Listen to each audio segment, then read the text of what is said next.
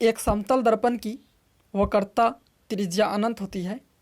एक समतल दर्पण की वक्रता त्रिज्या क्या होती है? अनंत होती है। निरपेक्ष शून्य तापमान -273 डिग्री सेंटीग्रेड को कहते हैं। निरपेक्ष शून्य तापमान किसको कहते हैं? -273 डिग्री सेंटीग्रेड को। प्रोटॉनों के मुख्य संरक्षक कार्बन होता है। प्रोटॉनों के मुख्य संरक्षक कौन होता है? कार्बन। शुष्क बर्फ ठोस कार्बन डाइऑक्साइड को कहा जाता है। शुष्क बर्फ किसको कहा जाता है? CO2 को। ठोस कार्बन डाइऑक्साइड को। इंपीरियल बैंक ऑफ इंडिया का नाम स्टेट बैंक ऑफ इंडिया 1955 ईस्वी में रखा गया था। इंपीरियल बैंक ऑफ इंडिया का नाम state bank of India SBI 1955 ईस्वी में रखा गया था। State bank of India SBI का पुराना नाम क्या है? इंपीरियल बैंक ऑफ इंडिया है।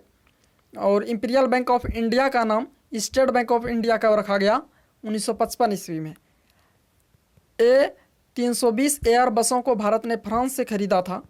A320 एयर बसों को भारत ने किससे खरीदा था? फ्रांस से।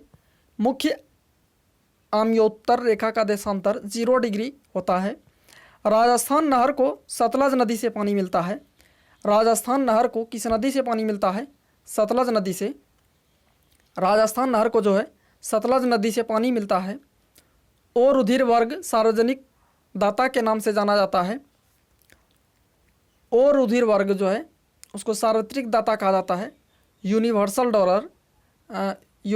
डोनर ओ को, रुधिर वर्ग ओ वाले को यूनिवर्सल डोनर कहा जाता है। ये सभी को रक्त दे सकता है। और सर्वग्राही रक्तदाता जो है AB को कहा जाता है। भारतीय संविधान के 368वें अनुच्छेद में संसद को संविधान में संशोधन करने की शक्ति प्रदान की गई है। भारतीय संविधान के किस अनुच्छेद के तहत संसद संविधान में संशोधन कर सकता है? 368वें भारतीय संविधान के 368वें अनुच्छेद में संसद को संविधान में संशोधन करने की शक्ति प्रदान की है। भारतीय संविधान में किस अनुच्छेद के तहत संसद को संविधान में संशोधन करने की शक्ति प्रदान की गई है? 368वें अनुच्छेद में। धरातल पर ऊर्जा का अंतिम स्रोत सौर ऊर्जा है। धरातल पर ऊर्जा का अंतिम स्रोत क्या है? सौर ऊर्जा।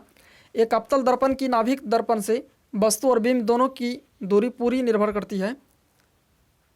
एक अवतल दर्पण की नाभिक दर्पण से वस्तु और बिंब दोनों की दूरी पर निर्भर करती है। ऑटोमोबाइल्स के क्षेत्र में BHP का पूर्ण रूप ब्रेक हॉर्स पावर है। यमुना एक्सप्रेसवे ग्रेटर नोएडा से आगरा तक है। यमुना एक्सप्रेसवे कहाँ तक है?